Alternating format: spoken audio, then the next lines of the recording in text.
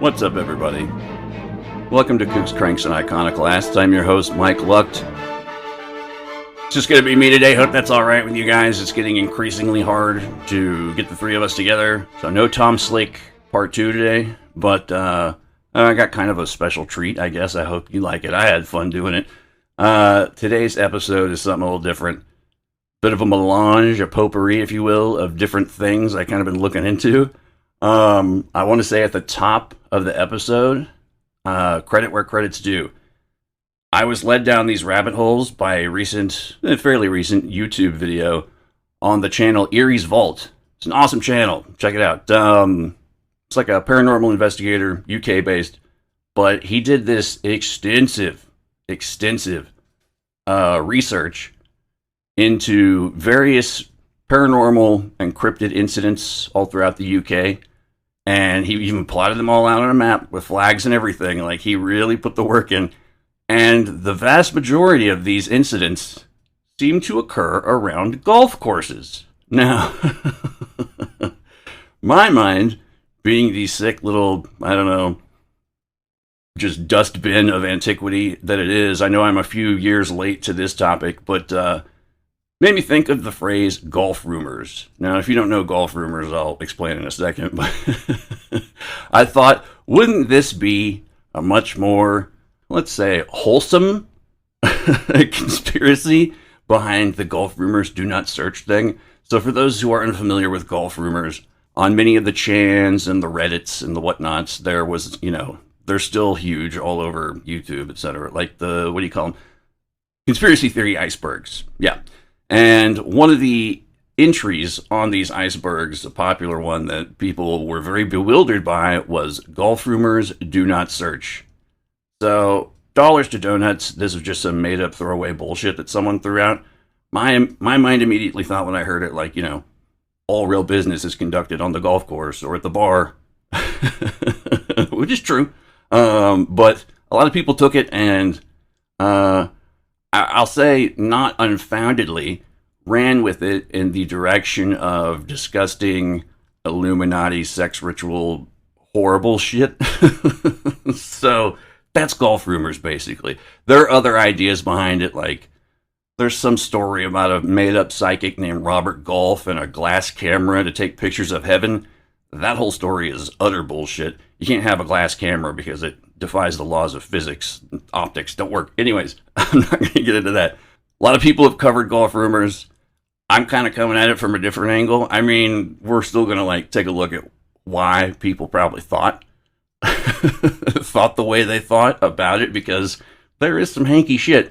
But this is going to, dip in and out of different places. If I had to have an alternative title for this episode, I would call it Typhonian, Texas, or Hometown Horrors, because we're going to get into a bit of true crime from my co-host's hometown of Garland, Texas. Love it or hate it, it's home. And the crowd goes wild. Yay! Mostly hate it. No, it's home. It's got that going for it, at least. So, but yeah, I found some stuff that I didn't know about has happened in my hometown. I mean, it's one thing to look up, your local sex offender registry for your neighborhood, which, I don't know, I don't really recommend doing. maybe you should. I don't know. But it's foreknowledge is forearmed, whatever. But yeah, this kind of jumps around in a lot of places and just combines a lot of the stuff I've been looking at in the background of putting together outlines for the next few episodes and just stuff that didn't really have a place to go. So yeah, this is kind of I don't know. I'm not quite sure how to describe it. The best way I can put it is that what started off basically is an attempt to redirect the nature of the infamous quote-unquote golf rumors meme in relation to the new evidence that's come to light, the new information that's come to light via that Erie's Vault video. Kind of inadvertently turned into a coincidence-riddled dip into the dark Typhonian zeitgeist of Garland, Texas. And the crowd goes wild. Yay! So basically, come along with me on this dark, demented Mr. Toad's wild ride into a mind-bending melange of high strangeness psychogeography. In other words, just humor me for like an hour and a half. There's some interesting shit in here, trust me. And you might think a little different about your own hometown. If you live in a bigger city, chances are you'll have more of this type of stuff happening in the background, but it sort of paints the psychic landscape of what's going on where you're at. So, having said that, I want to also clarify, I'm pretty sure I mentioned it, golf rumors, a hyperstition. Hyperstition is a term combining hyper, meaning augmented or beyond, with the word and concept of superstitions, and refers to ideas, myths, or fictions that essentially become real by the sheer act of merely being believed in and or circulated, especially when they feed back into reality via culture, technology, social behaviors, etc. The term was originally coined by the Cybernetic Culture Research Unit, or the CCRU, which began as a rogue academic faction that was founded by such distinguished intellectuals as Sadie Plant and the, shall we say, dubious, controversial, completely batshit philosopher and alleged amphetamine enthusiast Nick Land, as well as numerous others who collectively will definitely be the subject of an eventual future episode. Like that whole crew has done some crazy shit, and just idea-wise. So, something to look forward to, I guess. Hyperstition operates like a self-fulfilling prophecy, basically, but often via fiction, conspiracy, or ideology. One of the CCRU's more intriguing related theories or ideas would be theory fiction, which is a whole other tangential rabbit hole for those interested, but I highly suggest looking into it. If anyone out there is interested in further research of concepts like this, I would definitely recommend the new Joshua Cutchin book, Fourth Wall Phantoms, which I'm currently awaiting a copy of. But I've seen a few interviews on it, and it's basically like people seeing fictional characters, etc., or how like things like the Glimmer Man in cryptid lore seem to, let's say, impersonate the Predator. Things like that. I like how these fictions become allegedly real, etc. If you're looking for a good comic book that kind of does the same idea, like plays with it in a fictional world, The Department of Truth. Fucking awesome comic. So, just to give you a few ideas, but better yet, let me give you some examples of hyperstition. Now, one, and some of these are loose-fitting, but some are definite in that wheelhouse. So, John Titor. Titer? Never really got, I've heard his name said billions of ways, but yeah. From time travel message boards, which is the thing, in the early 2000s, there's a man claiming to be a time traveler from 2036 who posted online about a dystopian future and an upcoming civil war. No, it's not that bad. Although it was an obvious hoax, it was the guy who did the incunabula and egglish travel, all that shit.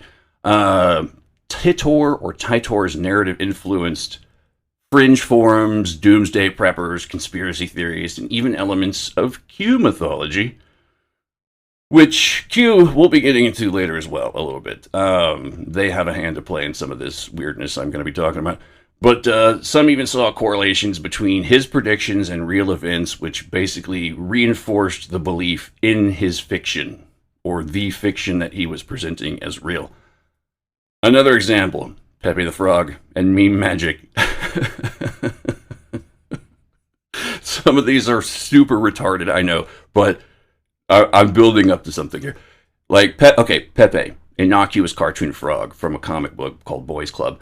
Online subcultures, especially the poll on 4chan, recast Pepe as a symbol of political chaos and invoked meme magic, the idea that memes could influence real-world outcomes, i.e. Trump's 2016 victory.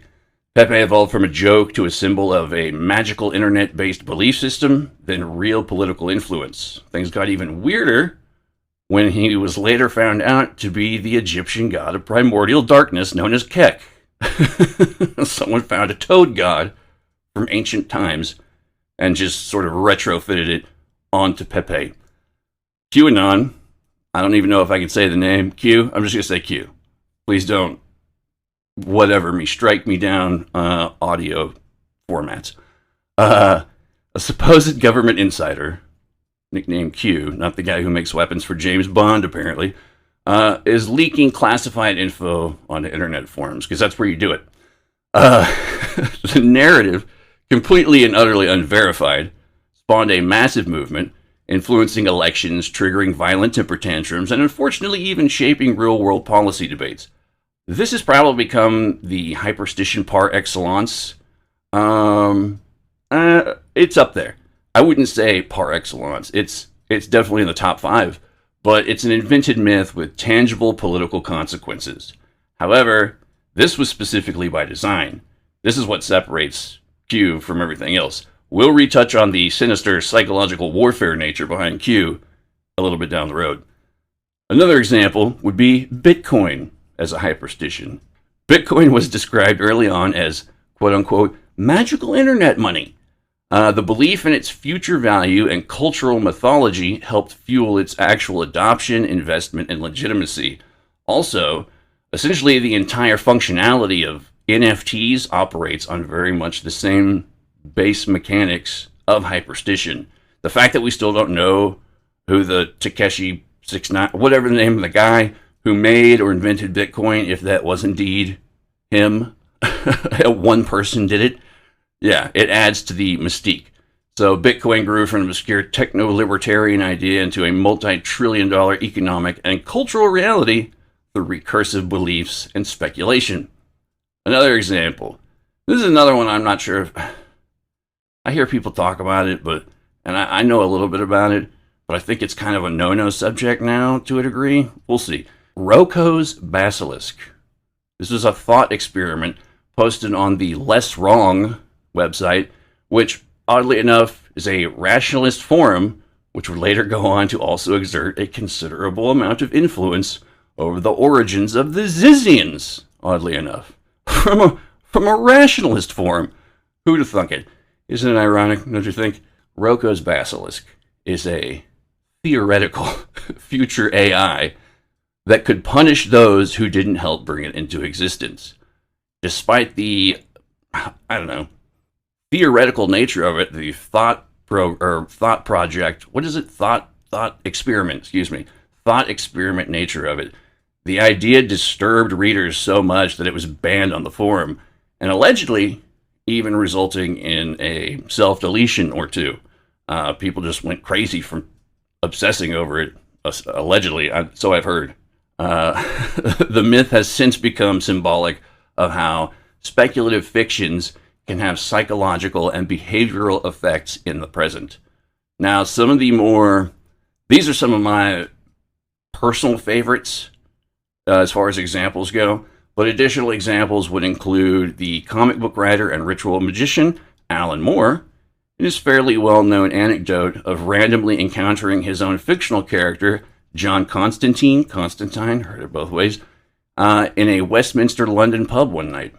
And another notable example, one I find quite fitting into the overall theme of what's going to be going on in this episode, long walk off a short tangent, would be the so-called Slender Man stabbing, in which two 12-year-old girls, Anissa Weir and Morgan Geyser, lured their friend Peyton Leutner into the woods and stabbed her 19 times, claiming they were trying to appease the fictional Slender Man character, as well as receiving entry into the sinister space-time shifting Brigadoon-like location dubbed the Slender Mansion. See, he's got all kinds of product placement and accessories. He's got the Malibu Dream House and all that shit, which usually appears deep within wooded areas, allegedly.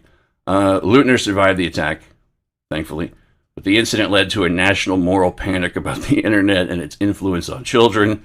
Little did they know so much worse was coming down the road. We'll get to some of that too. Both girls were found not guilty by reasons of mental defect and were sentenced to long terms in psychiatric hospitals. And keep that in mind, that this stuff borders on mental defect. I don't know what else to call it. Some of it's not bad. I mean, some of it, it's not always a bad thing. Or hyperstition can be, used for good as well as evil. There's also pretty much the entirety of the self-help and motivational industry. Books like The Secret, or phrases like fake it till you make it, name it and claim it, that's a big one. Manifest destiny, that's an even bigger one. But essentially the concept behind it all is that you act as if something is true until it becomes true through behavioral feedback loops, or, greatly oversimplify an entire complex occult system of theory and practice, you chaos magicked it into reality. I personally prefer the term tulpatronics because I invented it, but this term insinuates the influence of a hidden sinister physics or cryptocracy, if you will, behind the directions of whatever unknown forces or energies may be responsible for such incidents coming to life, so to speak. And we'll touch on that as well throughout this. Now, as I said before, all real business is conducted in either a bar or the golf course. Golf course. I'm gonna golf curse up a storm if I can't start saying words right. This is the first phrase that instantly came to mind when I first heard the term golf rumors. 2017 was the first known recorded appearance or mention of so-called golf rumors as a conspiracy theory or concept in conspiracy theory iceberg charts on Reddit and elsewhere online. From there on, it essentially became, and still is, an entire cottage industry on YouTube. The iceberg charts, that is. The most popular explanation, like I said, it usually has to do with a made-up psychic named Robert Golf and a glass camera. That's bullshit. They say it's a fairly well-known psychic. This is the breakdown of the golf rumors thing that has to do with this guy. It's a fairly well-known psychic named Robert Golf. There is no Robert Golf. Never. He's never been mentioned in a book. Nothing. You can't have a glass camera. It doesn't work. It defies the laws of physics. Dead Rabbit Radio had a pretty good, decent freeform improvisational jazz conspiracy theory behind golf rumors, which was pretty creative. He also kind of covers the whole gamut of things. And since he is so thoroughly on it, explaining it to just bang up degree, I'm going to include a quick video by him in the show notes so you can kind of look further into this. But I also found what is called a backronym for golf. Gentlemen only, ladies forbidden. And that kind of resulted from the male-dominated and exclusionary nature of golf. However, the fact that people took golf rumors and ran with it in the direction they did is not unfounded. And I'm going to give you some examples of exactly why that is. There does seem to be an inordinate number of murdered female golfers, though obviously one is too many, because ladies can do stuff now. But their names are, or were, Marion Miley, Erica Blasberg, Celia Barkin Arozamina, I think I said that right, and Suzanne Cherry. While not all meeting their tragic and often violent deaths as a direct result of being a female golfer, their deaths are ensconced in the fact that they are female golfers, basically. Let me break it down like this. First off, Marion Miley was a celebrated American amateur golfer in the 1930s, renowned for her exceptional talent and captivating presence. Born on February 18, 1914 in Philadelphia, she rose to prominence by winning numerous amateur tournaments and was ranked as high as number 1 in the United States. Her charisma and skill brought significant attention to women's golf during an era when professional opportunities for female golfers were very limited. Tragically, on September 28, 1941, at the age of 27, part of that infamous club, Marion and her mother, Elsie, were attacked during a robbery at the Lexington Country Club in Kentucky. Country clubs are going to play a role in this weird little walk, weird little bass line strum that we're doing down the street in Beatnikville. That's where they resided. They lived at the country club. Marion was fatally shot, and Elsie succumbed to her injuries a few days later. The crime shocked the nation, leading to the swift arrest and execution of the 3 perpetrators. Marion Miley's untimely death was a significant loss to the sports world, cutting short the life of a promising athlete who'd already achieved remarkable success. Now, this next one is the one that you will hear the most in confluence with golf rumors do not search.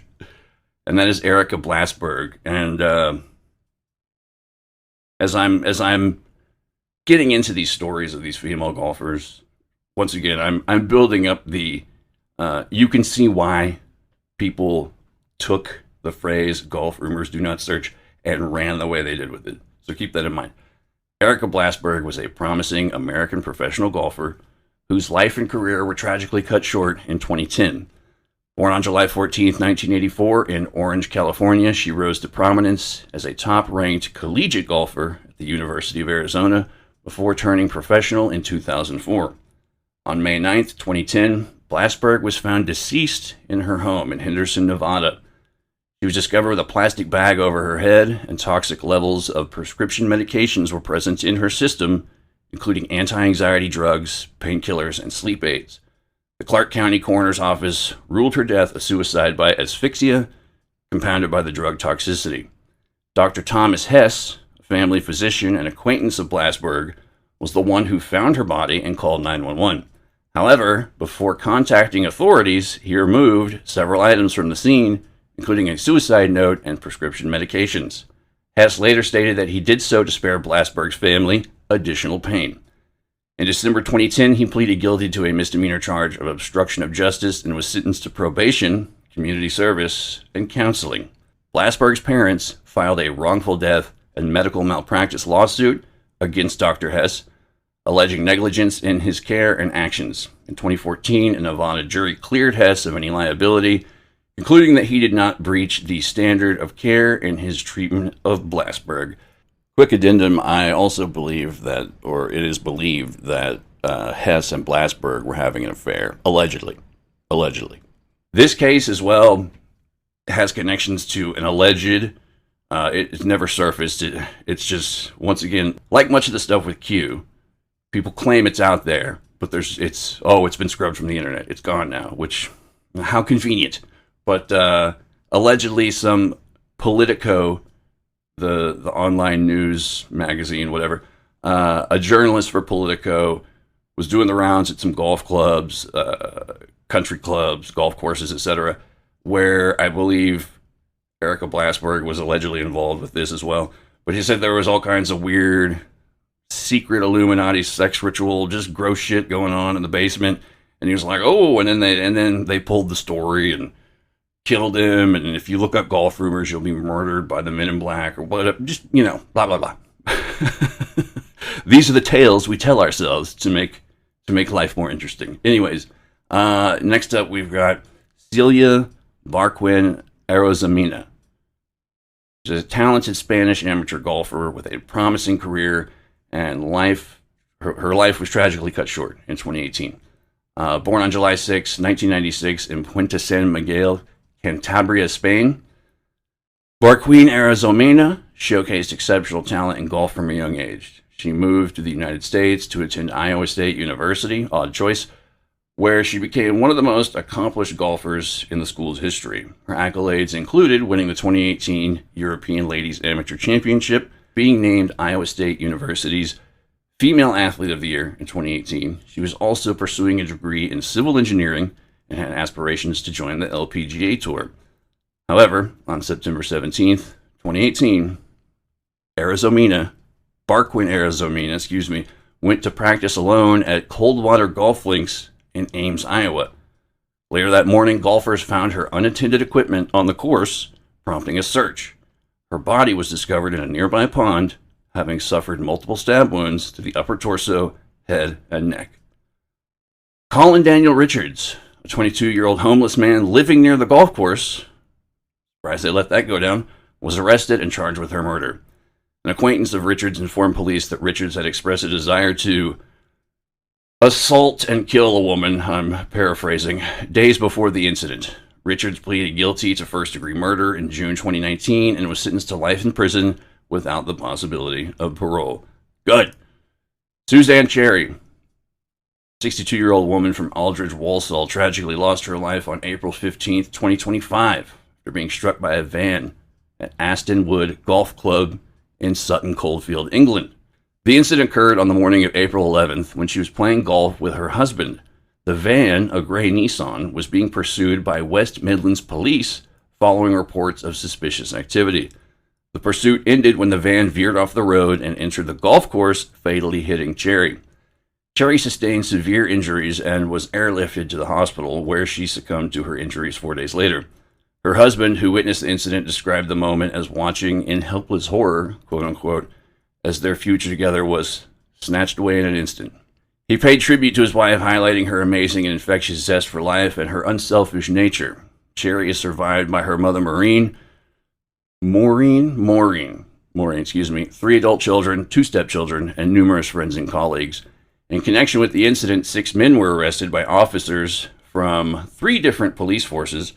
The arrest included a 51-year-old man from Bloxwich on suspicion of murder, a 22-year-old man from Dudley on suspicion of manslaughter and assisting an offender, and a 41-year-old man from Worcester on suspicion of assisting an offender. Additional arrests were made, and some suspects have been released on conditional bail. The Independent Office for Police Conduct, or the IOPC, is investigating the circumstances leading up to the collision, particularly the actions of the police during the pursuit. Authorities are appealing for any witnesses or individuals with relevant footage from the area around Blake Street and Birmingham Road between Sutton Coldfield and Shinstone on the morning of April 11th to please come forward. Cherry's untimely death has left a profound impact on her family and the community, serving as a stark reminder of the potential consequences of high-speed police pursuits in public areas. Now, I said before this small little list, I mean, granted, this is just 4 women, but more, like I said, one is one too many. These women all died essentially due to their direct connection to golf. Blasberg may not seem like it, but she moved out to Vegas to further pursue her golf career. I mean, it's just all up in how these women died. So once again, I can see how people took the golf rumors idea, that the most prominent one, and went this route. And if that doesn't sell you on it, here's just a few more miscellaneous pro golf scandals. Tiger Woods, 2009. Tiger Woods' personal life unraveled following a car accident outside his Florida home. Subsequent revelations exposed multiple extramarital affairs, beginning with the nightclub manager, Rachel Uchitel. Over a dozen women came forward, leading Woods to publicly apologize and undergo treatment for sex addiction. The scandal resulted in the loss of major sponsorships and a significant decline in his public image and professional performance. Allegedly, this was all secretly orchestrated in order to prevent any potential discovery of vaguely satanic pseudo-Illuminati psychosexual ritual murders, or whatever it is these people are supposed to get up to in their spare time. Then you have Dustin Johnson. In 2014, Dustin Johnson faced allegations of engaging in affairs with the wives of fellow PGA Tour players. Oh, Dustin! Additionally, reports surfaced of Johnson failing multiple drug tests for cocaine and marijuana. He's a golfer. Who gives a shit? He took a voluntary leave of absence from the PGA Tour to address, quote-unquote, personal challenges, though the PGA Tour stated he was not under suspension. There's the LPGA player and caddy affair. An LPGA Tour player was involved in a scandal. Sorry. This is golf. It's like the goofiest, like, checkered pants, Tommy Bahama shirt, just game ever, and it's, like, riddled with this shit. An LPGA Tour player was involved in a scandal where she hired a caddy 11 years her junior. They developed a relationship, and she became pregnant, with the caddy believed to be the father. The caddy, emotionally distressed, pursued legal action against the player, bringing the affair to public attention. Then there's Daniel Mulvey with his caddy's inappropriate conduct. In 2025, Daniel Mulvey, a 35-year-old professional golf caddy, pleaded guilty to sending explicit messages and images to a 14-year-old girl he met at a music festival. Good job, caddy boy. Despite initially claiming to be 24, he continued the inappropriate communication after learning her true age. The incident led to legal proceedings and calls for his professional disqualification. Even the caddies are getting in on the act. Then we've got the Clark's Beach Golf Club incident. In late 2024, a couple was photographed engaging in sexual activity on the 16th hole. We sure about that number? Of Clark's Beach Golf Club in New Zealand. The image went viral on social media, prompting the club to acknowledge the incident publicly. While no legal action was taken, the event brought unexpected attention to the club. I would say that's probably, no news is, or any publicity is good publicity. I would say that's good publicity. So, whatever. So, as you see, in the context of any potentially perverse, pseudo-ritualistic, sick shit of conspiracy theories supposedly unfolding in the background, it certainly does lend itself to something fucked up secretly occurring across golf courses around the world.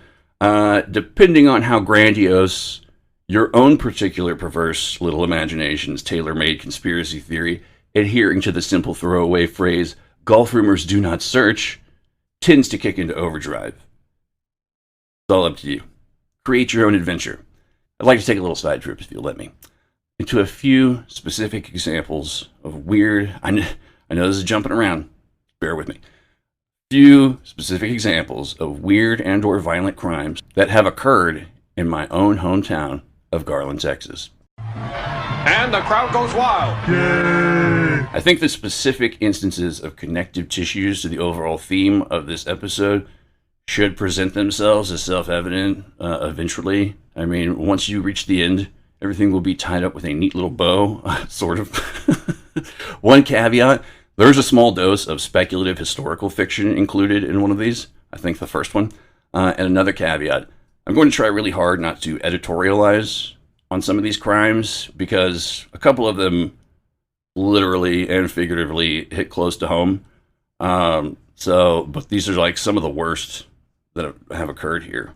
So, and not all necessarily super bad, like some is just weird, but you'll see. So first off, I'll hit you we'll ease into it. I'll hit you with the weird one first, okay? 1997, the Taiwanese UFO doomsday cult known as Chin Tao, aka True Way, aka God's Salvation Church, aka God Saves the Earth Flying Saucer Foundation, relocated from Taiwan, first to San Dimas, California, home of the most excellent Bill and Ted of the legendary world-changing rock band Wild Stallings. That's how it's spelled. And then moved from there to here, Garland, Texas. The reason for this was because apparently Taiwan, as well as the precursor cult that they were all defecting from, had become full of quote-unquote devils practicing devil religions, and that B, their misguided leader, I guess, Hong Ming Chin, aka Teacher Chin, had mistranslated Garland into Godland. The group was founded, I know. The group was founded in 1996 as a splinter sect from what was undoubtedly a vastly different wacky belief system. Unfortunately for these true believers, the original group became all about the money and not the message.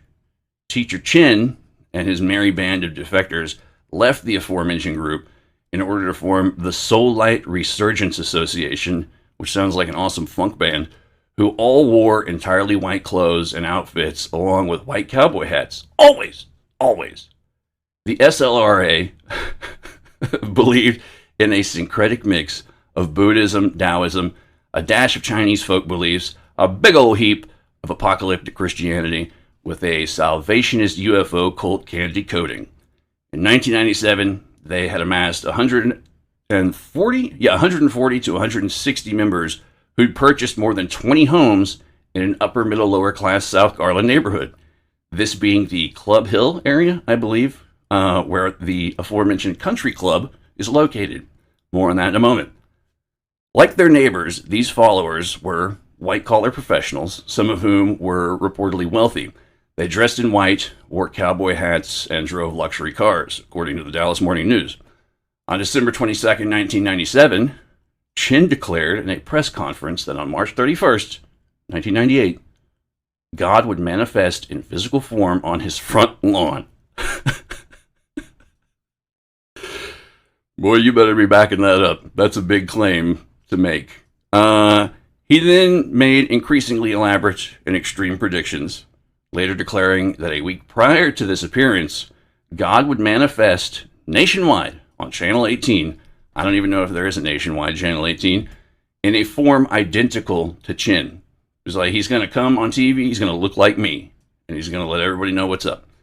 He would then, Chin declared, set up an office, God's going to set up an office, and prepare people to survive the seventh great tribulation. I think that's, I don't know, fire ants, something like that. A worldwide nuclear apocalypse. Oh, I was wrong. Okay. It's a worldwide nuclear apocalypse, which would arrive in early 1999. When the predicted appearance did not occur, the group became, quote-unquote, confused. The Qintao leader announced that he'd obviously misunderstood God's plans. Yeah, most people do. And members quietly returned to their homes. Chin offered himself up to be stoned or crucified for the prophecy's failure, but no one really gave enough of a shit to take him up on his offer. Unlike many other millennial UFO doomsday cults, Qintao had effectively fallen apart after its leader's prophecies went tits up. Immediately after the failed prediction, some of the members had to return to Taiwan owing to visa problems. In total, roughly 2/3 abandoned the group. Later, the remaining members moved to Lockport, New York, where they continued to wear cowboy hats, but began stating that a war between China and Taiwan would lead to a nuclear holocaust, resulting in mass death. Whoa. Okay, but on the bright side, this would coincide with God's arrival in a quote-unquote God plane, aka a UFO, to save the faithful. Okay, so something to look forward to. They originally stated that this would occur in 1999, but of course would later revise the date, aka move the goalpost. During the majority of their time spent here in Godland, the group was mostly viewed with amused bewilderment, we'll say, for the most part. Apparently, during their tenure here as religious pilgrims in the Promised Land, there were also certain suspicious native factions that were deeply disturbed by Chin's ominous quote-unquote prophecies. Predominantly law enforcement, along with the many moneyed residents of the aforementioned Club Hill area, surrounding the also previously aforementioned Country Club golf course, as this was all hot on the heels of Heaven's Gate, mass castration, and suicide Nikes. Club Hill's really gone downhill in the last, I don't know. Back in the day, it was the Tony part of town. There's newer, more developed areas now, but I digress. While the local law dogs always had a lazy eye on what they perceived to be the semi-incomprehensible, weird little Asian people, I'm probably cleaning up what was really said. I can only imagine. The creepy heathen foreign peoples, whatever they were doing, there were secret meetings taking place, I assume, of the local dark overlords who were most assuredly occurring during the witching hours, down amidst the thickets amongst the country club's own arboreal necropolis off the golf links.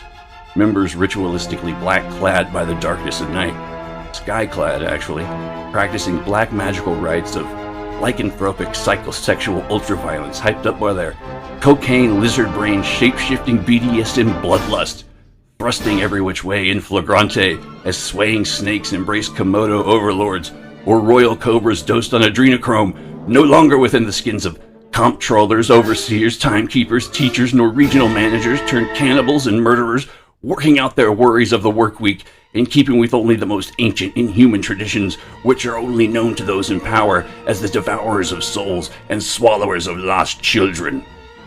Maybe, probably, I don't know. That's just what I assume was going on at the country club. I'm probably not far off. Anywho, so that's pretty much what the story was there with Qintao. They moved away, like all good doomsday cults. You know, they just you can't put a specific date on it. You got to learn from the masters. They moved off to greener pastures, and yeah, like I said, the new Tony part of town is the newer developments up north, and that's where the real money is in this town. It's not a lot. It's not a lot of money. It's not like million billionaires or anything like that. But you know, you like to paint a little mystique about your own hometown. Anyways, the entire situation was, without a doubt, like just a ridiculous spectacle, and the local news outlets absolutely latched onto it like a lamprey. The media's reaction wasn't entirely unexpected.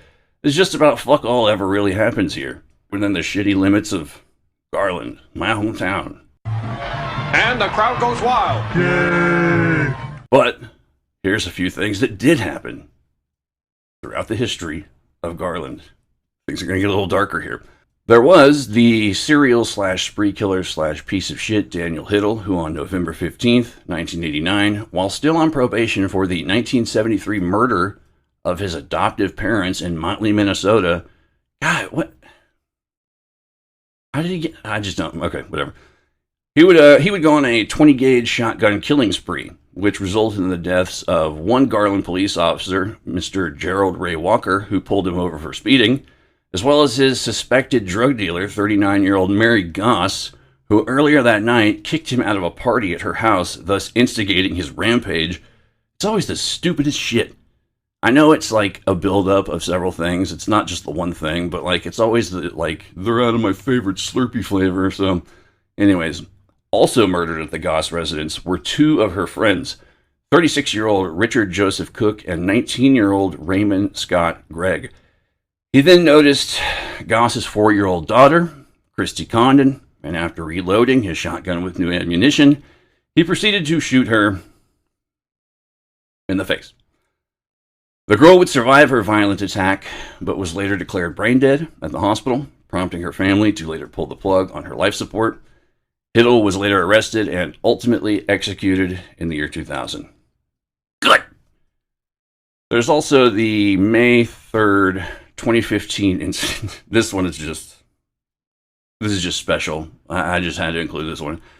May 3rd, 2015, incident dubbed the Curtis Colwell Center attack, in which an Islamic extremist baiting Draw Muhammad contest was organized by the so-called American Freedom Defense Initiative, which is yet another innocuous-sounding name of a devious organization.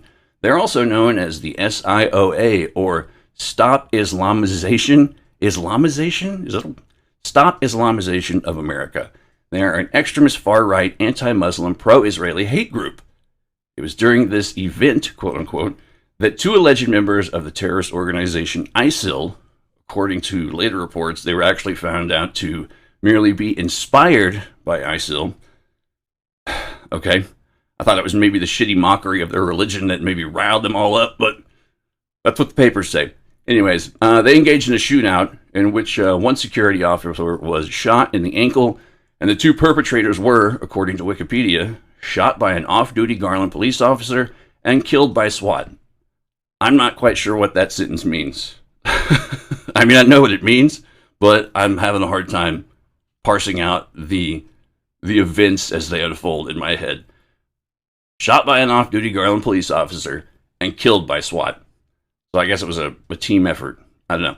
Apparently the attackers were provided enthusiastic moral support and logistics in the form of maps to and of the Colwell Center by noted online troll and LARP jihadist Joshua Ryan Goldberg.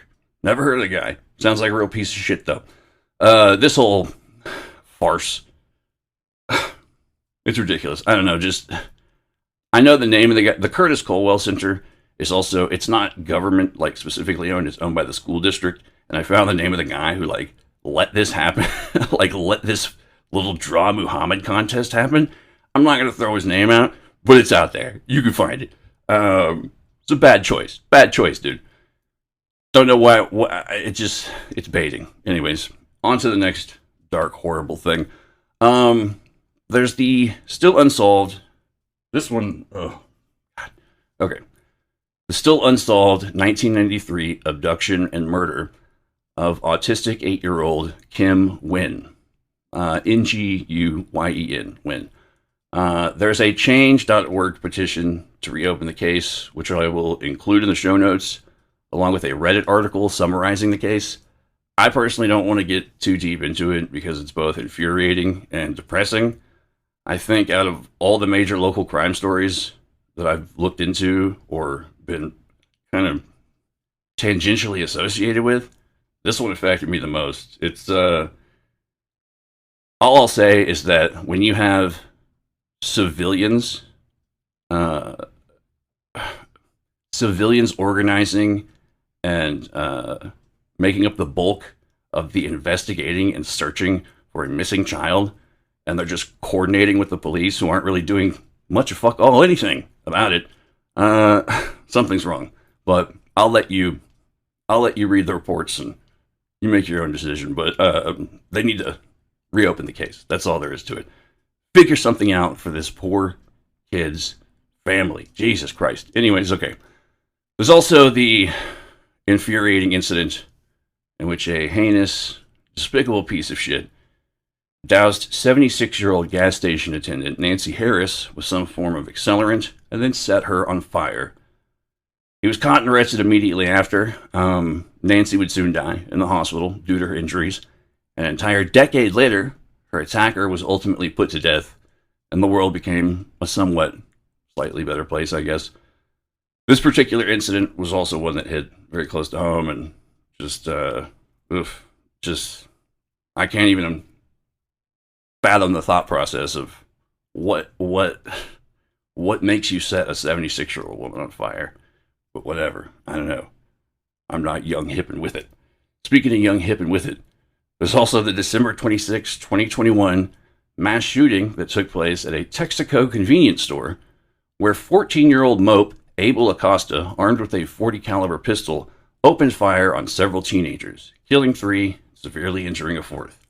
The specific motive behind the shooting is believed to be related to whatever really super important thing that 14-year-old kids usually are known to get angry over and argue about. Probably Roblox, Yu-Gi-Oh, Pokemon card, I don't know. Whatever is so important that a 14-year-old has to kill other 14-year-olds. Anyways, I'm doing it. I'm editorializing. I'm sorry. Abel Acosta is believed to have immediately fled to Mexico like a coward. Sorry, I'm doing it again. While his father, who drove him to the crime scene, turned himself in as an accessory to his son's crimes. Abel Acosta is still wanted by the FBI. These are just, I don't know.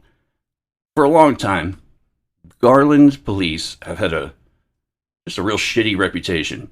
And I'm told that this is turning around, but they've got a lot to make up for. And these next two, one's a little more specific, one's just urban legend, sort of, as far as we know so far. But there's at least 2 incidents of Garland police officers who were stationed as student liaisons, basically like high school resource officers, essentially abusing their positions of authority by engagement in gross misconduct. The most recent being the viral body cam footage of the May 25th, 2023 assault of 15-year-old North Garland High School student Heaven Kirk by a grown-ass man, a fucking police, a grown-ass male officer. Anyways, it happened on school grounds. The GPD replied to the viral video with a prepared statement. The Garland Police, and I'm quoting here, the Garland Police Department is aware of a recent video that was posted online involving a Garland Police SRO and a student at North Garland High School. The video captures the end of an incident, where they didn't show, they just showed this one part of the film, I guess. I guess it's from another student's phone. Caught the end of an incident that involved multiple large school fights and assaults that were occurring simultaneously in the school hallway. GISD sent home 10 students involved in the fight, and the school is investigating additional students who may have been involved. The Garland Police Department is opening an internal investigation to ensure officers acted appropriately. I would say a grown-ass male officer, basically bum rushing a 15-year-old girl up against the wall. I don't think that's the right move. Anywho, additional info from a local news outlet NBC5 states, police spokesperson Lieutenant Richard Maldonado said additional school surveillance video and body camera footage show extended versions of the fights and officers' response. He tells us several students were interfering with officers while breaking up the fights. Listen, this was a very charged, involved situation, Maldonado said. We had students fighting, teachers and administrators trying to break people up, police officers trying to effect arrests, remove people. It was pretty chaotic. I want to say that, just interject that these are just teenagers. Now I know that teenagers can be terrifying as shit, and we'll get into that a little bit later too. But I don't know. Just, I guess it's just a no-win situation, you know? Like, just, there's no proper way to, it's not bum rushing a 15-year-old girl up against the wall. I know that. She took a hit, but she took it like a champ. I'll say that much. He said the student fights, as well as the officer's actions, are all under review, including the point where Heaven Kirk was taken to the ground. That's part of the entire investigation. Again, we want to caution viewers and just be objective to the totality of everything that was taking place, he said. However, Lakeisha Kirk, the child's mother, said she's seen enough and believes the officer's force was excessive. I would agree. In addition, Kirk said that she was never notified by the school officials that her daughter had been detained. The school district did not respond to our questions about whether they contacted parents, only that Garland police were investigating. Maldonado asked for patience from the public. You got it, buddy. And if there was an issue with the officers on the scene, we're going to address that, he said. As for Heaven, Kirk said that she doesn't want her daughter to return to North Garland High School next fall. Maldonado said the officer in the video, unnamed, of course, is working in an administrative capacity right now. It is unclear whether the officer will return to campus. Boom! Take that. Administrative capacity. That'll show him. Fuck's sake. There's no updates on this because it's probably still in litigation. I have an inside source that says that, but I'm not going to go into it. And while the specifics of another separate incident of, let's say, conduct unbecoming an officer remain mostly unknown, even after a roughly 20-year period, due to seemingly being officially hushed up, scrubbed, heavily redacted as far as any available public records are concerned, it is predominantly and popularly believed to be related to the officer in question. There's a separate officer. This is farther back in time. The officer in question's alleged engagement in inappropriate and sexually offensive behavior. The school resource officer. I'm not saying it was with a student. Don't know. These are the rumors and innuendo. So I'm not naming names here.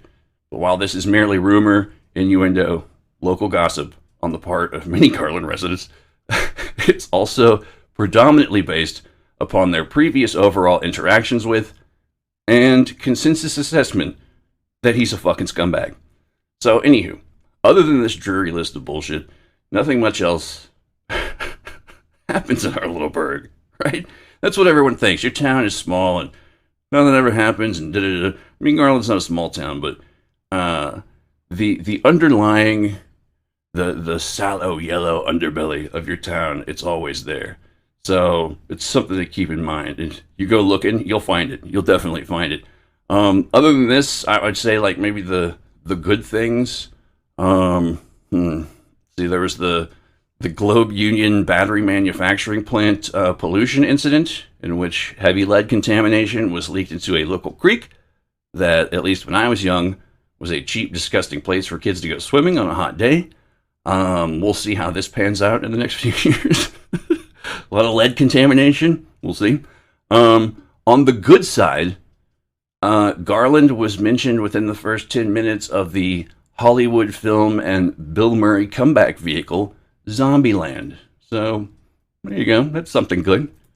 And also, by the way, the old abandoned country club, it's been shut down for a long time now. I've wanted to go in there and like snoop around, but I'm afraid of what I'll find.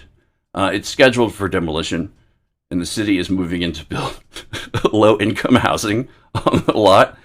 So probably going to be quite a number of shallow graves, I imagine. I'm assuming. I'm just playing around. But for real. Yeah, they're going to find like terrifyingly desecrated remains, maybe some burial pits with a few empty human juice boxes, I assume.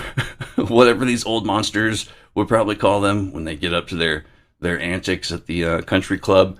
Also, the newer Firewheel golf course I alluded to earlier, that's the new Tony part of town. While the money went up north farther, the more recently developed area located up north stretches across Garland into Plano and can be found to overlay what was once known in the 1970s and 80s, aka the Satanic Panic era, as Ranch 111, which became a local hotspot for thrill-seeking teenagers.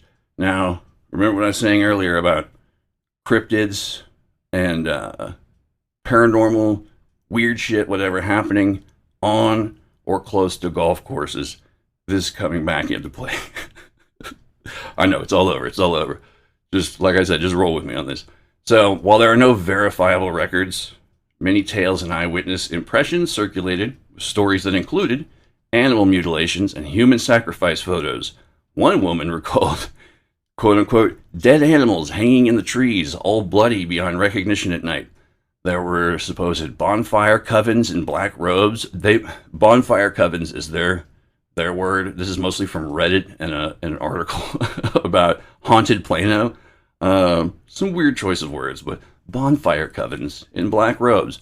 Multiple people shared stories of cloaked figures chanting around a bonfire. Some later said they fled after witnessing it. This is the exact shit that I thought, and probably correct in assuming, was going on at the local country club over here. But this is before this area was turned into a golf course. So there were strange lights and shotgun threats. Visitors described floating candle-like flames, mysterious multicolored lights, and even a man with a shotgun who nearly caused a crash. There were rumors of kidnappings or satanic rituals. There were warnings that teens could be lured into quote-unquote unholy rituals, kidnapping plots, or even worse. While these stories are quite likely 100% horseshit, it is rather odd that an alleged Satanist hangout would eventually be turned into a golf course. Right? See? See what I'm getting at? Thank you guys, by the way, for just going along with me on this. I'm having fun. So, in keeping with the overall theme of this quote-unquote research, there are in fact some admittedly fairly tenuous ties to cryptid sightings and paranormal phenomenon related to the Firewheel Golf Course. That's the new jam, Firewheel Golf Course up north. So, in 2020, there was a winged humanoid sighting. A family reported 3 occasions between May and November 2020 near their Garland home, likely in the Firewheel area neighborhoods, who'd seen a terrifying creature. It was described as a thin, dark humanoid with bat-like wings over 15 feet across, compared to the entity from the movie Jeepers Creepers. One sighting involved it passing overhead at roughly 50 feet. This story circulated on the paranormal blog Phantoms and Monsters. Check it out. Good shit. While unverified, it's the most detailed, quote-unquote, cryptid tale from the area. However, we're not done yet. Goatman rumors. Goatman's a big thing here. We're real big on Goatman in the DFW area. There's like, I don't know if it's all supposed to be the same one Goatman, but there's several areas in DFW that are associated with the Goatman, like Old Alton Bridge, White Rock Lake, and apparently over here by by the Firewheel Golf Course as well. There's been some sightings. I know there's like also it's a nature and whatnot that connect these areas to a degree. I could see a Goatman, rabble-rousing about through these areas. The local lore sometimes places similar sightings of or at least a similar being or entity, if you will, near Firewheel Golf Course, which once again apparently used to be a satanic hotspot, according to urban legend. But whatever, it doesn't. The reality almost doesn't matter. It's the mental architecture behind all of this shit that strikes me as just so interesting. A Reddit user from r/Plano mentions, in my day, the Goatman was around the Firewheel area in Garland, along with many devil worshippers. This echoes the regional variations of the Goatman myth, but no specific incident or date is attached. Then you've also got UFO and light anomalies. Sightings of unexplained lights and orbs have been reported over Garland, specifically close to the Firewheel Golf Course. And in October 2013, witnesses saw a shifting pink round UFOs over the city, described as clusters made of smaller components, accompanied by spotlight beams. That sounds like atmospheric jellyfish beasts or something to me. I don't know, but that's what I want it to be. So, anywho. But such sky phenomenon are often cited. This sort of activity is often also, like the whole poltergeist phenomena, UFO phenomena, cryptid phenomena, all of it it's the mass, like, John Keel, ultra-terrestrial, eighth tower, fucking high strangeness of it all, to where it's all connected on some weird frequency that we're just barely privy to. Anyways, while there are no direct cryptid reports specifically on the Firewheel Golf Course, just close to it, the surrounding developments, built since 1983, emerged from once rural, semi-wooded land, and the legend of the winged humanoid and goat man rumors are believed to have originated just off the fairways and nearby streets. So, once again, I want to just sing the praises of the YouTube channel Erie's Vault and the comprehensive work he did on the UK golf courses, because there's something to it. I don't know what, but it's a weirdness. It's there, and he does tremendous work on it. But probably the best, I want to kind of build up the further pedigree of golf courses with weird incidents.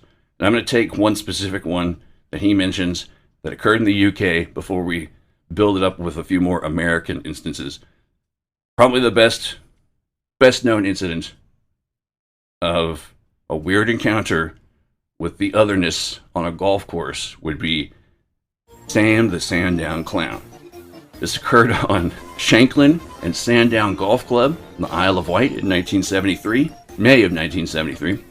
Two children, a girl named Faye and an unnamed boy, were playing near Lake Common between the Shanklin and Sandown Golf Club and the Sandown Airport on the Isle of Wight.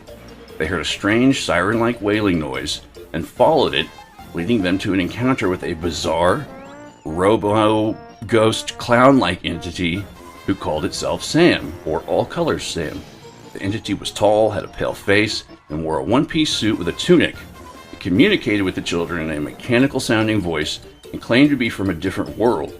The encounter lasted about half an hour before the children returned home. He had some kind of like weird little, I won't say spaceship, but some kind of mobile home from another dimension that they like came into and hung out with him for a while. It's a very weird story. A lot of people have covered it very extensively. Look into it if you're interested. But this is sort of just setting precedent, because the same holds true to a degree, at least at first glance, for America as well. Several reports claim, we've already seen the Firewheel Golf Course, so several reports claim cryptid sightings near golf courses, including alligators and other large animals.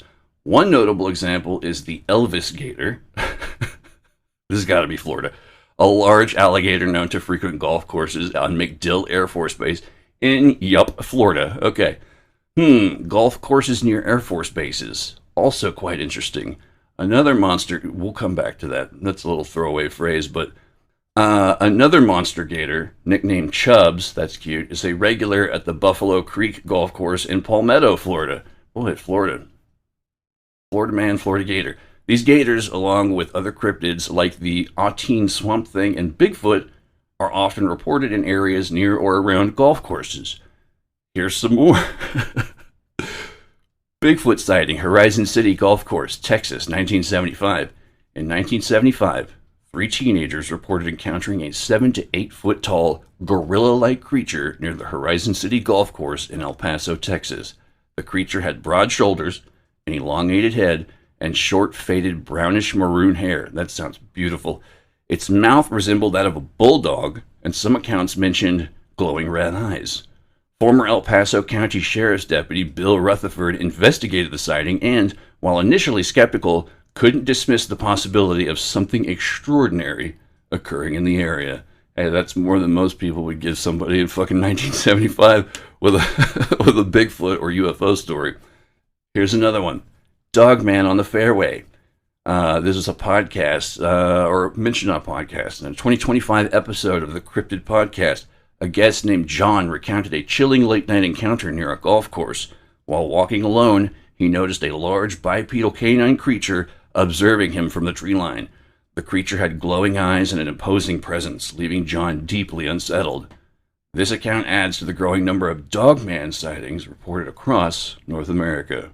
There's actually If you go back and listen to the werewolf episode my brother and I did a long time ago, there's actually an unsolved murder, not, in the Dallas area, of a young man who was killed by some kind of quote-unquote animal. Nobody knows what the fuck it is, because you've got all these wildlife experts chiming in, and they're like, it must have been a big cat. And they're like, no, there's no big cats around here. It's like, oh, well, we found a big cat over here. And it's like, okay, well, either way, it's not a big cat. It's like, well, maybe it's a dog. It's like, it's not a dog. They don't, they're just the back and forth on it, and nobody has a straight fucking answer as to what ripped this dude apart. So, look into it. Anywho, skunk ape sighting, Delray Beach Golf Course, Florida, 1977. In 1977, 2 workers at a golf course near Delray Beach, Florida, reported seeing a 7-foot-tall, hairy ape-like creature drinking from a lake on the course. They described it as being about 3 feet wide and covered in dark hair. The workers notified Palm Beach County Animal Control, because that's who you want to come get your skunk apes, but no official report was filed. This sighting is one of several skunk ape encounters reported in Florida during the 1970s. They're rising in number. Mothman sighting, Mason County Golf Course, West Virginia. I believe this is what the golf course from Caddyshack was called after Jackie Mason purchased it. That's a dumb joke, excuse me. Sorry, that's for the older folks in the audience. On November 27th, 1966, 18-year-old Connie Carpenter was driving past the Mason County Golf Course near New Haven, West Virginia, when she saw a large, gray, man-like figure with glowing eyes. The creature unfolded 10-foot wings and flew directly at her car before veering off and disappearing. Following the encounter, Connie experienced eye irritation for 2 weeks. What is it called? Conjunctivitis. Got the conjunctivitis. This sighting is among the earliest and most detailed accounts of the Mothman phenomenon. And we've got another Bigfoot encounter. Skeene Valley Country Club, New York, 1975. In 1975, Cliff Sparks, the owner of Skeene Valley Country Club in Whitehall, New York, reported seeing a tall, hairy, man-like creature with glowing red eyes on the first hole of the golf course. He's just trying to fucking tee up, dude. Come on. The creature appeared to be more interested in Sparks' dog than in him, and the dog became unusually subdued in its presence. Apparently, dogs and Bigfoots don't get along. It's a sad, sad story, because that's like 2 animals you want to be best buds, but I guess not. Following the sighting, Sparks incorporated Bigfoot's image into the club's logo, and a 7-foot-tall statue of the creature now stands near the first hole. That's what you do. You capitalize on that shit. And then finally, as far as our experiences go, as far as our quick run-through of a few examples go, we've got the Headless Horseman legend of Galloping Hill Golf Course, New Jersey. I'm sure the Mafia is related in some way. Gotta be, right? Guy from Jersey? No. Galloping Hill Golf Course in Kenilworth, New Jersey, is associated with the legend of a headless Hessian horseman, say that 3 times fast, said to roam the links. According to the Federal Writers Project WPA Guide, 1939, the area was named Galloping Hill due to British military dispatch riders who galloped on the road during the American Revolutionary War. Hey, freedom. Some ghost hunters suggest that stories of the Galloping Hill Headless Horseman may have inspired Washington Irving's The Legend of Sleepy Hollow. How about that? Threw some literature in there as well. Why not? So, all right. What does this all mean? I don't know. But still, follow along with me, because once again, I'm having fun, and this is just a wacky grab bag of various information. But I want to come back to conspiracy theory hyperstition and look at the recent example of what we'll call Q and satanic panic narratives coinciding with the rise of, let's say, pseudo-satanic and occult-themed, sexually predatory or exploitative individuals online who are targeting minors. I know this took a dark left turn, but bear with me here, because I think there's something, there's a weird connective tissue to all this, and I'm still putting it together, but once again, let's roll. Just roll with me. So, there's a group online, perhaps you heard of them, called the 764 Cult, or COM, or Maniac, or all their little side groups with their jolly fun pirate nicknames. If I had to subhead this, it would be called Don't Let Your Left Hand Know What Your Right is Doing. So, let's take a quick look at QAnon. The rise of Q was engineered. An ARG-based propaganda operation, the Q conspiracy was not a grassroots phenomenon, wasn't an organic internet prank gone viral. It was a carefully orchestrated psychological operation designed by a network of propagandists, alt-right influencers, and disinformation specialists, operators, they call them, operators, many with backgrounds in intelligence, psychological operations, and digital media warfare. I'm serious. I know, it's funny to laugh at now, but, oh god. At its core, Q was built to weaponize belief, hijack narratives, and radicalize ordinary people into embracing a fucking ridiculous fascist agenda under the illusion of quote-unquote secret truth.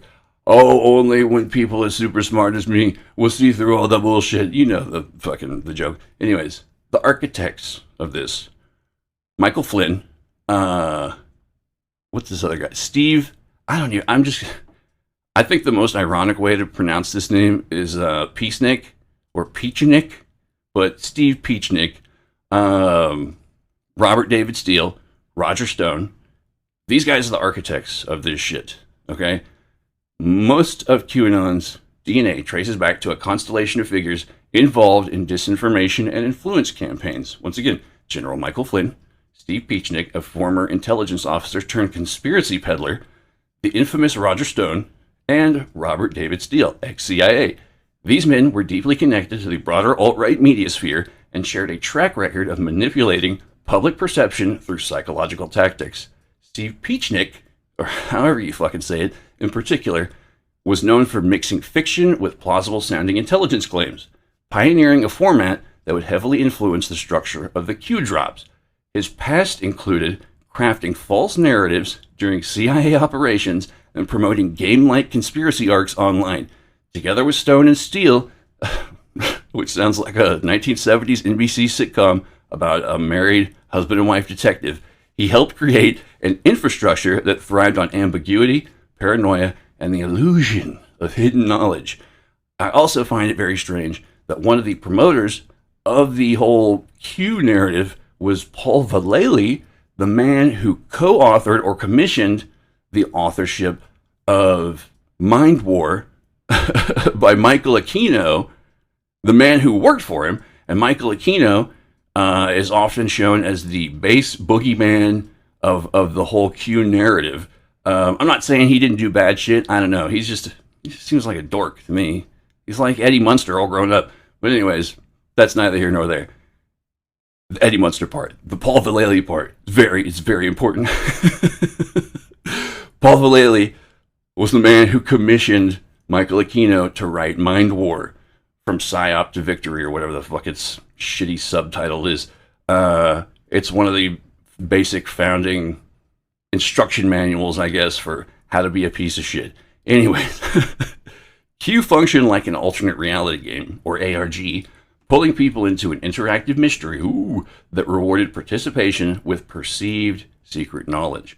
The technique exploited a phenomenon called apophenia, the human tendency to see meaningful patterns in random data. A lot of people say pareidolia. Pareidolia is very specific. It's about images and faces and shit like that. Apophenia is the wide-ranging. It's like, oh, all the letters in the first column of the newspaper spell something to me because I have a beautiful mind. Anyways, what Glenn Beck does. tries to sell as making sense sometimes. I don't know. That's the quick Glenn Beck gist of what I've seen him do, at least. Anyways, by mixing cryptic posts or Q drops, pseudo-intellectual riddles, and real-world events, the operators created a participatory fiction with real-world consequences. Not to mention alleged videos of ritualistic Hillary Clinton shenanigans that no one ever saw. No one, because they don't exist. Not to mention the outright, let's say, quote-unquote, creative interpretation, i.e. bullshit extraction of regular news stories and code words. I'm sorry, I'm still incensed about the whole thing. I'll get over it as soon as I can just dump all this out. This was basically a modern-day Nostradamus hustle It's a psychological con where vague predictions are retrofitted to real events, giving the illusion of foresight and truth. It made people feel chosen, it made them feel heroic, and uniquely awake to the hidden war, quote unquote, being waged against evil, quote unquote. The campaign relied on a vast media and influence ecosystem. WikiLeaks, Russian GRU fronts like Gucci for 2.0, and Fancy Bear, alt-right websites, botnets, and meme farms all worked in concert. 4chan and Reddit seeded narratives. InfoWars and Hannity mainstreamed them. But a key element was the repurposing of spiritual and wellness platforms, yep, even the hippies got in on it, like Stillness in the Storm and Collective Evolution, used to reach non-traditional audience, new age communities, soccer moms, and influencers who wouldn't typically support Trump. Lisa Clapier, I believe that's how you say her name, the founder of the Gaia channel, oddly enough, check it out on YouTube if you're interested, affiliated with the Julian Assange support movement, aka hashtag Unity4J, was central to the spiritual pipeline. She ran a fake quote-unquote anonymous account and controlled media properties targeting these audiences. Individuals like Thomas Schoenberger and Manuel Chavez III, aka Defango, linked to Cicada 3301, were also implicated in hijacking online puzzle communities to radicalize participants and test mass manipulation techniques. The Q drops served as a gamified radicalization tool. Participants decoded cryptic messages, spun vast webs of theories, and became self-reinforcing nodes in the conspiracy. The promise was that Trump was secretly leading a battle against a satanic cabal of elites, a mythology that merged evangelical zeal with political extremism. Oh my God. The bullshit is astonishing. Even when the theories became increasingly absurd, tunnels under pizza restaurants, adrenochrome harvesting, JFK Jr. faking his death, believers doubled down every time. QAnon was able to simultaneously inspire feelings of righteous mission and deep mistrust of institutions, isolating believers from family reality and critical thinking. This was never a prank. It was a strategic influence campaign designed to build unwavering support for Trump and frame the progressive movement as a front for evil. It culminated in the January 6th Capitol insurrection, aka Temper Tantrum Meltdown Bullshit City, an event long predicted by those monitoring Q-linked activity and Pentagon staffing movements. Key figures like Acting Defense Secretary Chris Miller and Mike Flynn's brother were involved in decisions that neutered the National Guard response that day. The campaign's brilliance lay in its plausible deniability. Because the Q-drops were anonymous, they could be dismissed as fringe nonsense, but the effects were real, coordinated, and devastating. QAnon did not exist in a vacuum. It paralleled similar authoritarian disinformation campaigns in Russia, India, the Philippines, Brazil, and the UK. Figures like Bannon, the Kochs, the Mercers, and Rupert Murdoch continue to fund and facilitate propaganda efforts that distort reality to push regressive, often fascist ideologies. And that's why you gotta listen to podcasts. That's why you gotta listen to podcasts, because it's the truth. Anyways, despite mounting evidence, many in the media and even the Q-watching community have been reluctant to seriously investigate the operation's origins. Individuals like Thomas Schoenberger have managed to shape the narrative, infiltrate watchdog spaces, and maintain a position of influence, all while using smear campaigns and chaos strategies owned in reputation management businesses. Deprogramming Q followers requires compassion, understanding, and a metric fuck ton of tolerance. But it must be paired with a firm commitment to exposing those responsible. This isn't just about political extremism, it's about reclaiming our shared reality from those who deliberately manipulate it for power. The psychological warfare operation waged against Americans that was dubbed Q was specifically designed to be simultaneously laughable and dangerous, incoherent and captivating. And it worked. Millions were radicalized. Institutions were destabilized. People fucking died. And the truth itself was fucking eroded. Trump was never the end game. He was a vehicle. The goal was, and remains, the replacement of progress with authoritarianism. And unless we hold the architects to account, they will keep building. Holy shit. Okay. That was my wacky rant. Thank you. Now, keeping in mind, if you caught all that, thank you guys again for being with me here. Oh, man. Okay. Anywho, so if you caught all that, this shit was organized and engineered and fucking birthed into reality with a very intentional idea behind it. And now, looking at things like the history of the United States and stuff like COINTELPRO, Operation Chaos, I mean, we've been here before. And we survived. America survived, you know. So I'm not worried about that. We'll survive even if it's as a fucking zombie Judge Dredd. We'll still be here. But it's this same kind of, I don't know, left hand, right hand kind of thing, quote unquote plausible deniability. The creation of these groups, the creation of cults, etc. MK Ultra people. Well, as I mentioned before, there's a little group called the 764 Network. Now, the origin of this group, they originated around 2021 from a loosely connected network of online actors and groups known as, quote unquote, the community, which that's already taken. They shouldn't be able to use that. Or COM. The founder, Bradley Cadenhead, named the group after the first 3 digits of his Texas zip code in Stephenville. I mentioned way back. The network combines elements of nihilism, misanthropy, and borrows from far-right extremist groups like the Order of Nine Angles, promoting a worldview that rejects moral norms and sees no value in human life. 764 is primarily known for the sextortion, that's a word, sextortion, of minors using social media and social engineering tactics to groom victims and obtain compromising material, or compromat as it was known in the Russian intelligence services. They also encourage victims to engage in self-harm, animal cruelty, and in some cases, live-streamed self-deletion. The group also promotes real-world violence, with some members belonging to groups like No Lives Matter, or I don't even want to say the name of this other one. It's Waffen. It's not Adam Waffen. It's another Waffen. Inappropriate Waffen, who engage in attacks and create propaganda. 764 targets minors on online platforms, including gaming platforms like Discord and Roblox, and those struggling with mental health or belonging to marginalized communities. The FBI has opened over 250 investigations related to 764 and similar networks, with every field office involved. The FBI and Department of Justice classify 764 as a nihilistic, violent extremist network and a potential domestic terror threat.